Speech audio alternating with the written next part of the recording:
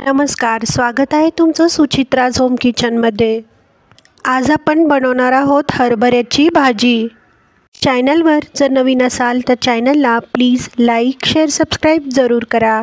हरभऱ्याची भाजी बनवण्यासाठी इथे आपण हरभऱ्याची पानं घेतली आहेत। हरभऱ्याची भाजी स्वच्छ धुवून चाळणीमध्ये निथळत ठेवली आहे। हरभऱ्याची पानं तुम्ही निवडून घेऊ शकता किंवा सुरीच्या साहाय्याने चिरूनही घेऊ शकता। हरभऱ्याची भाजी बनवायला अगदी सोपी आणि चवीला अगदी छान लागते। हरभऱ्याच्या पानांची भाजी बनवण्यासाठी इथे आपण 5 ते 6 लसूण पाकळ्या, 3 ते 4 हिरव्या मिरच्या घेतल्या आहेत। अर्धी वाटी शेंगदाण्याचा कूट घेतला आहे। एका खलबत्त्यामध्ये 5 ते 6 लसूण पाकळ्या, 3 ते 4 हिरव्या मिरच्या कुटून घ्यायच्या आहेत। इथे तुम्ही पाहू शकता लसूण पाकळ्या आणि हिरवी मिरची छानसे कुटून झाले आहे।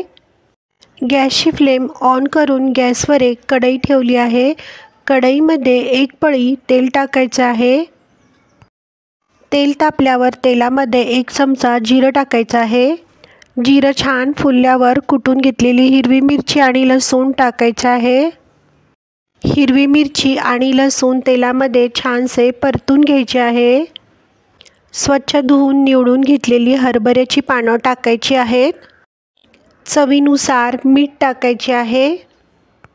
सर्व साहित्य उलटण्याच्या साहाय्याने एकसारखे हलवून घ्यायचे आहे। हरभऱ्याची भाजी 1 ते 2 मिनिटं छानशी शिजवून घ्यायची आहे।